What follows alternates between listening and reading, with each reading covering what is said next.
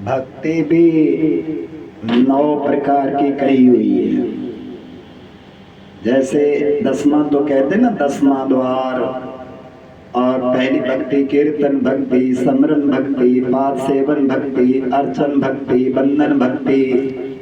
इसी तरह दास्या भक्ति, संख्या भक्ति, आत्मनिवेदन भक्ति, श्रवण भक्ति कि प्रभु की बातें सुनिए। विभिन्न प्रकार के उदाहरणों से व्यक्ति को धीरे धीरे धीरे, जैसे नर्सरी में बैठा है तो अक्षर ज्ञान होता है। दूसरा कीर्तन भक्ति, उसकी धुन में गाथा गायन करना, उनके नाम गुणों का वर्णन करना। और ज्ञान कहता है कि उनके नाम जब लिया तो उनका रूप सामने आया, जब रूप सामने आया तो गुणों के सागर हैं, और वो महिमा गाते गाते स्वयं भी वैसा बन कर दिखाना। तीसरा समरण भक्ति।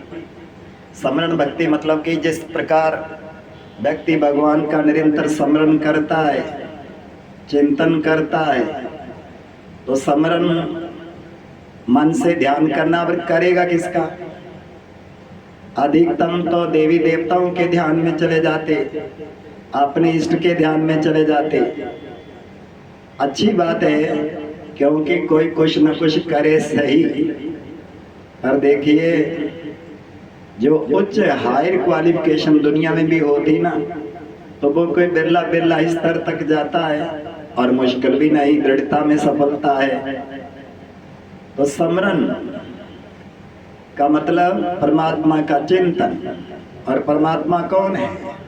कोई देहदारी तो है नहीं है, वो तो एक ओंकार है, वो निराकार है, वो लाइट है, वो एक है, वो ज्योति बिंदु है, वो आत्मा की तरह है, वो पार ब्रह्म परमेश्वर है। तो जी आया समरण भक्ति के बाद ज्ञान। आगे पाद सेवन जो विनम्रता का प्रतीक है।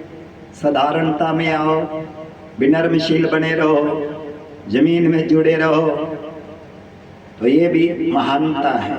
हमें देखा महान महान व्यक्ति बड़े विनम्र होकर रहते हैं। राजे महाराजे भी कई विनम्र होकर रहते थे। आज कितने बड़े उदाहरण हैं।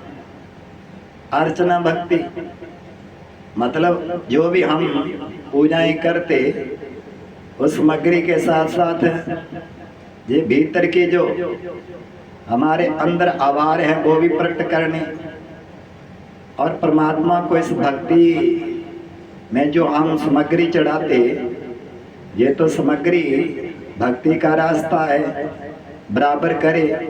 और उसके बाद भगवान आए हैं द्वार भक्तों भर दो झोली। तो हमने ऐसा मन बनाना है, अपने अवगुणों को भी छोड़ना है। बंधन भक्ति के बंधना केवल बाहर से नमस्ते नहीं चलता, बाहर से नमस्ते नमः शिवाय नहीं चलता, बाहर से जय माता की नहीं चलता। उसके लिए वैष्णव बनना है, विश्व का आनंद करना है।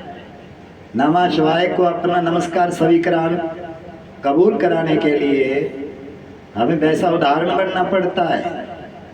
तो फिर आया ये जो बंधन भक्ति है, यही विनम्रता है। दास्य भक्ति, साधारणता में रहो, विनम्रशील रहो कि सब प्रभु की कृपा है।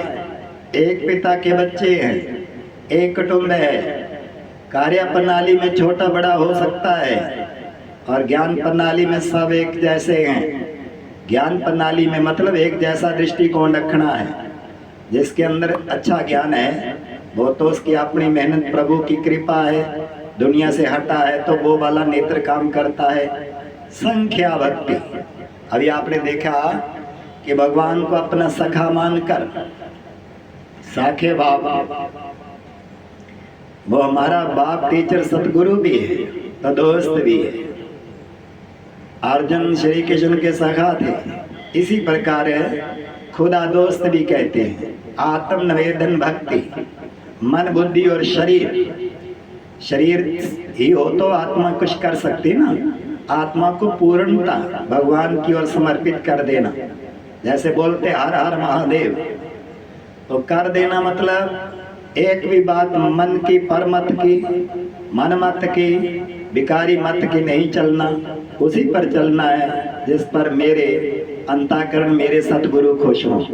10वां है दिव्य ज्ञान। 10वां द्वार कहाँ है? 9 द्वार की पूरी तो ऐसे कहते ना, मस्तक में जहाँ आत्मा रहती है, योति बिंदु अनुभव होता है। बहुतों ने किया, हम तिलक लगाते हैं, आत्म पूजा करते हैं, मतलब स्वयं को रिस्पेक्ट देते हैं। अपने को आत्म पूजा तभी मानी जाएगी कि हम परमात्मा का स्मरण करें, परमात्मा से समस्त शक्तियां स्वयं में संचरण करें। जैसे आत्मा चिंतन करती चार्ज होती है, दुनिया और देह को भूल कर चले जाओ परम धाम, क्योंकि अकल का नेत्र काम करने लग पड़ा। इसी प्रकार 9 प्रकार की भक्ति 10वां ज्ञान है।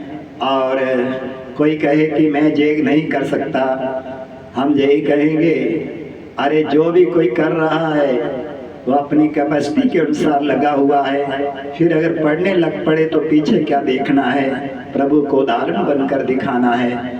आइए पधारिए, जीवन को प्रैक्टिकल बनाइए, दिखावा पखंड डोंग बाहर का प्रदर्शन छोड़कर, जैसे सच्ची आत्मा अनादि में दिव्य गुणों में सजी थी, वैसा स्वयं को देह नहीं आत्मा समझकर परम धाम पिता परमात्मा ज्योतियों के ज्योति अंधकार से परे रहने वाला पार ब्रह्म परमेश्वर, उनकी याद में टिक कर स्वयं को चार्ज करो, संपन्न करो, सर्वगुण संपन्न बनो, आनंदित होकर अपने घर हंसते हंसते चलो। ओम शांति।